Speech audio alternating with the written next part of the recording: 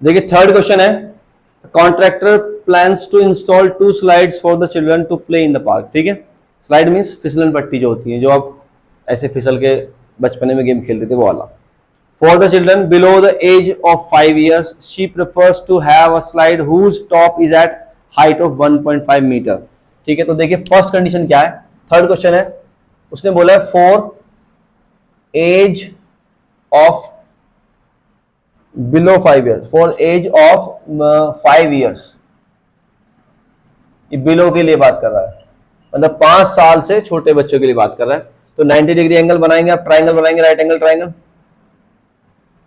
ऐसे करके। ठीक है, उसने बोला है कि ये जो हाइट है, ये हाइट होगी आपकी 1.5 मीटर, इसको नाम कर दो ABC। ठीक है, इस कंडीशन में उसने बोला है and she inclined at an angle of 30 degree to the ground. Ground ये है तो यहां एंगल कितना मिल गया आपको, 30 डिग्री। ठीक है, where for elder children she wants to have a steep slide at a height of 3 metre.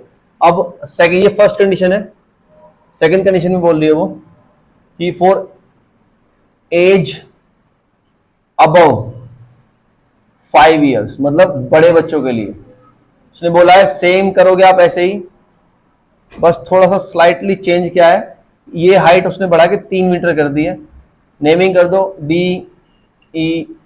ठीक है, एंड थीटा यहां 30 था, यहां कितना हो गया 60 डिग्री हो गया। ठीक है, आगे ये पूछा है what should be the length of the slide in each case. अब देखिए स्लाइड की लेंथ निकालनी है, थोड़ा ध्यान से क्वेश्चन को पढ़िएगा, और हिंदी में बोलते हैं फिसलन पट्टी की लंबाई बताइए। तो इंपॉर्टेंट है बस पढ़ना, अगर पढ़ लिया अच्छे से तो आप आंसर निकाल लोगे। देखिए उसने बोला height length of sliding part, तो ये क्या है, ये लेंथ है, फिसलन पट्टी की लंबाई ये होती है, ये नहीं होती है। ग्राउंड पे कभी कोई नहीं फिसलता है, हमेशा स्लाइड से फिसलता है आप ऊपर से। इसमें आपको क्या निकालना है, H निकालना है, ये निकालना है आपको हर बार। ठीक है, एक आपको साइड गिवन है, एक एंगल गिवन है, आपको ट्रिग्नोमेट्रिक रेशियो वहां से उठाना है, जो आपको बेस्ट लगे वो उठाइए। देखिए P और H का रिलेशन सबसे बेस्ट कहां होता है, साइन में यूज होता है, P/H P/H। Same air P/H P/H, तो सबसे अच्छा क्या है इसके लिए, साइन। तो आप इसके लिए क्या लगाएंगे, इन ट्राइंगल का नेम जरूर लिखेंगे, इन ट्राइंगल ABC, नेमिंग तो ये है हमारे पास ABC, क्या लिखोगे साइन 30 इक्वल टू, हमारे पास होता है साइन 30 P/H मींस AB/AC लिखेंगे हम यहाँ पे, AB/AC, इतना। ठीक है, अब देखिए AB आप, अब साइन 30 की वैल्यू कितने गिवन है, 1/2, AB कितना गिवन है 1.5 अपॉन, अब आपको AC फाइंड करना है, तो AC आप ऐसे लिखिएगा, क्रॉस मल्टीप्लाई यूज करिए, 1 की मल्टीप्लाई AC के साथ करिए और 2 की मल्टीप्लाई इसके साथ करिए। ठीक है, तो ये AC इक्वल टू होगा 2 × 1.5, कितना हो जाएगा AC, 3 मीटर। तो पहले केस में मतलब 5 साल से छोटे बच्चों के लिए जो हम फिसलन पट्टी की लंबाई बनाने वाले हैं, लेंथ ऑफ स्लाइडिंग स्लेट जो वो कितने हो जाएगी, 3 मीटर हो जाएगी पहले केस में। सेकंड केस में आइए, सेम करना है, परपेंडिकुलर गिवन है, हाइपोटेनियस निकालना है, एंगल 30 60 है, यहाँ 30 था वो 60 हो गया, तो सेम करेंगे इन ट्राइंगल DEF। देखो नेम चेंज है, DEF, यहां हमने ABC लिया था, वहां DEF लिया। Sine 60 equal to perpendicular upon hypotenuse, तो परपेंडिकुलर आपको गिवन है DE अपॉन DF। ठीक है, साइन 60 होता है √3/2 इक्वल टू DE की वैल्यू गिवन है 3 मीटर अपॉन DF आपको फाइंड करना है। ठीक है, क्रॉस मल्टीप्लाई यूज करिए, इसकी मल्टीप्लाई यहां करिए, इसकी मल्टीप्लाई यहां करिए, 2 3 जा कितना होता है 6, यहां हो गया, ये होगा आपका √3 DF। तो DF फाइंड करेंगे कितना हो जाएगा 6/√3। अब देखिए थोड़ा सॉल्यूशन में आगे यहां कर देता हूं, थोड़ा स्पेस नीचे कम हो जाएगा। DF इक्वल टू 6/√3 लिखा है। अभी आपको एक क्वेश्चन पहले बताया था, कभी भी ट्रिग्नोमेट्री हो या मैथ का कोई भी क्वेश्चन हो, आपको नीचे डिनोमिनेटर में हर में रूट नहीं देना है, अगर रूट आ रहा है तो उसको रिमूव करना है यूजिंग रैशनलाइजेशन मेथड, परिमेयकरण मेथड। ठीक है, तो क्या करेंगे, सेम वैल्यू से मल्टीप्लाई करेगा, तो DF इक्वल टू होगा 6/√3 इंटू दोनों में मल्टीप्लाई करिए √3। ठीक है, तो DF हो जाएगा 6√3/3। जब सेम नंबर की सेम नंबर वाले रूट से मल्टीप्लाई करते हो तो उसका रूट हट जाता है, कैसे हटता है ये आपको पता होना चाहिए। ठीक है, देखिए 3 2 जा कितना होता है 6, तो तो डीएफ कितना हुआ 2√3, ये आपका आंसर हो जाएगा। ये मीटर में है, मीन्स जब आपके बच्चे की एज 5 ईयर से ज्यादा है तो उसके लिए फिसलन पट्टी की लंबाई कितनी हो जाएगी 2√3। ठीक है, ये आपका क्वेश्चन इस तरह सॉल्व करना है 2 पार्ट में। ओके, करिए। नेक्स्ट क्वेश्चन है the angle of elevation of the top of a tower from a point on the ground which is 30 metre away from the foot of tower. तो पहले आप टावर बनाइए, देखिए टावर बनाते हैं, पहले आप एक लाइन बनाइए सीधी वर्टिकल, ये टावर हो गया, इसको आप लिख दो टावर है ये। ठीक है, यहां से एक डिस्टेंस ले लीजिए यहां तक, ये यहां से जो एंगल बन रहा है ये एंगल ऑफ एलिवेशन हो जाएगा। ठीक है, अब यहां सुनिए क्या कहा उसने, the angle of elevation of the top of a tower from a point on the ground, ये पॉइंट है, सपोज करो ये ए है, which is 30 metre away from the foot, यहां से यहां तक डिस्टेंस कितना दिया है 30 मीटर। फिर बोला है इज 30 डिग्री, मतलब इसका एंगल भी 30 डिग्री है और डिस्टेंस भी 30 है। Find the height of tower, तो जो आपका टावर है उसकी आप हाइट फाइंड करेंगे, ये हाइट आपको फाइंड करनी है। अब देखिए फिर से वही बात है, नेमिंग कर लो, ए सपोज करो ये बी है और ये सी है। तो आप एप्लीकेशन ऑफ ट्रिग्नोमेट्री में जो चैप्टर हमारा ये, इसमें डायग्राम बना के अगर डायग्राम में सब कुछ शो कर दोगे, ये टावर है, इसकी हाइट निकालनी है, डिस्टेंस ये है, एंगल ये है, तो आपको लिखना कम पड़ेगा।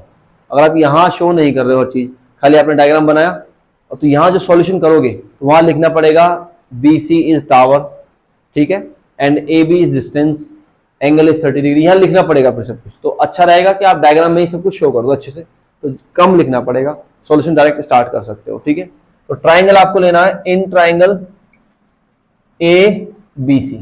ठीक है, ए बी सी ट्राइंगल लिया, देखिए हमारे पास बेस है, हमें हाइट फाइंड करनी है, तो मींस परपेंडिकुलर फाइंड करना है, बेस हमारे पास है, तो पी और बी का सबसे बेस्ट रिलेशन कहां होता है, यहां लास्ट में, उसको बोलते हैं आप tan। ठीक है, तो इसमें क्या लगाएंगे आप tan 30 equal to B C upon A B. देखिए बीसी क्या होता है, बीसी होता है perpendicular according to figure, perpendicular है, और ए बी क्या है base, means P upon B. तो tan 30 की वैल्यू क्या होती है 1/√3। बीसी कितना गिवन है आपको फाइंड करना है, तो बीसी को बीसी लिखेगा आप, और ए बी कितना गिवन है 30। ठीक है, क्रॉस मल्टीप्लाई यूज करिए, 1 से 30 की मल्टीप्लाई करो, 30/√3 इक्वल टू बीसी। अब किसी को नहीं पता है, सपोज करो कि हमें रैशनलाइजेशन यूज करना है, परिमेयकरण करना है, तो आपका आंसर यहां खत्म हो जाएगा मीटर्स में। लेकिन अगर आपको पता है आपको रैशनलाइज करना है क्वेश्चन को, तो क्या करेंगे आप √3 से ऊपर नीचे मल्टीप्लाई करेंगे। तो अब आप लिखेंगे बीसी इक्वल टू 30/√3, मल्टीप्लाई करेंगे ऊपर नीचे √3 से। ठीक है, मल्टीप्लाई करेंगे तो क्या होगा, ये होगा 30√3 अपॉन, देखो सेम कंडीशन बनी, रूट की सेम वैल्यू की जो मल्टीप्लाई होती है तो रूट हट जाएगा, नीचे 3 होगा, 3 से कट करेगा 10 टाइम्स, तो बीसी आपको मिलेगा 10√3 मीटर। अब फिर से मैं आपको एक बात बता दूं, आपको स्टेटमेंट लिखनी है, now height of tower equal to BC equal to 10√3 metre. Statement लिख दोगे बिल्कुल क्लियर हो जाएगा कि ये क्या फाइंड हुआ है। ठीक है, तो स्टेटमेंट जरूर लिखा करो लास्ट में, हाइट ऑफ टावर कितना है बीसी, कितना फाइंड हुआ है 10√3 मीटर, ये आपका आंसर हो जाएगा। ठीक है, करिए।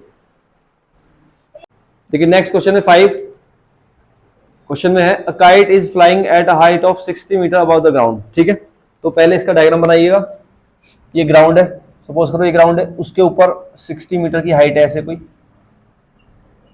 यहां एक काइट है। ठीक है, फिर आगे बोला है the string attached to the kite is temporary tied to a point on the ground. यहां उसने बोला है कि एक कोई पॉइंट है, यहां से इस पे इसको टाइड कर दिया है। ठीक है, फिर the inclination of the string with the ground is 60, inclination मतलब एंगल कितना है ग्राउंड के साथ 60 डिग्री एंगल है।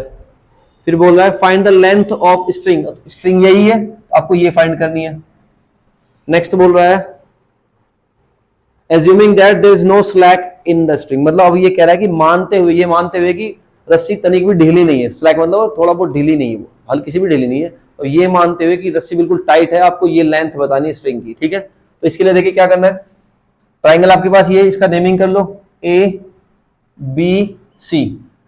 जब आप डायग्राम बना देते हैं उसमें सब कुछ लिख देंगे तो आपको ज्यादा कुछ क्वेश्चन में लिखने की नीड नहीं होती है। ये एप्लीकेशन ऑफ ट्रिग्नोमेट्री का रूल होता है, ठीक है। तो करना क्या है, सबसे पहले आप ये चेक करिएगा आपको फाइंड क्या करना है, हाइपोटेन्यूज फाइंड करना है और आपके पास परपेंडिकुलर गिवन है। तो पी और एच को लेके कौन सा ट्रिग्नोमेट्रिक रेशियो होता है, साइन। तो आप ये इस ट्राइंगल में लिखिएगा इन ट्राइंगल एबीसी, ठीक है। क्या लिखेंगे, sine 60 equal to P upon H means AB upon H is AC, ठीक है। साइन 60 होता है √3 अपॉन 2। ये आपको टेबल में लर्न हो जाएगा, टेबल अगर आपने वीडियो देखी होगी तो, नहीं तो लर्न कर सकते हैं आप। AB की वैल्यू कितने की गिवन है, 60 अपॉन AC फाइंड करना है, ठीक है। क्रॉस मल्टीप्लाई यूज करिएगा, 2 की मल्टीप्लाई 60 से करेंगे तो 120 हो जाएगा और AC की √3 से करेंगे तो √3 AC हो जाएगा। आपको AC फाइंड करना है, तो जब आप इस मल्टीप्लाई वाले वैल्यू को इक्वल टू की दूसरी तरफ ट्रांसफर करेंगे तो डिवाइड हो जाएगा ये 120 अपॉन √3। हाँ, जब हम आंसर करते हैं किसी भी क्वेश्चन का तो रूट नीचे नहीं होना चाहिए। तो रेशनलाइज करेंगे इसको, परिमेयकरण करेंगे, सेम वैल्यू से मल्टीप्लाई करेंगे रूट की। अब क्या करेंगे देखिए, 120 √3 अपॉन, जब √3 की √3 से मल्टीप्लाई करोगे मतलब रूट वाले नंबर की सेम नंबर से मल्टीप्लाई करते हैं, रूट खत्म हो जाता है, ठीक है। तो ये हो जाएगा 3, अब 3 से कट करिएगा 40। AC आपको कितना मिला है, AC मिला 40 √3, ठीक है। अब ये मीटर में गिवन था तो ये भी मीटर में हो जाएगा। अब आपको लिखना कैसे, स्टेटमेंट आप क्वेश्चन से लीजिएगा तो लेंथ ये जरूर लिखना होता है, length of string equal to 40√3 metre, ये आपका आंसर हो जाएगा। ये जरूर लिखना, लास्ट में जरूर लिखना, यहां नहीं छोड़ना क्वेश्चन को। यहां लिख दोगे तो जो चेक एग्जामिनर होते हैं जो चेक करते हैं वो सीधे पढ़ेंगे लेंथ ऑफ स्ट्रिंग आपने सही से लिखा है, ये है तो आंसर आपको सही मिलेगा तो नंबर देके चले जाएंगे, ठीक है। ऐसे लिखना होता है, करिए।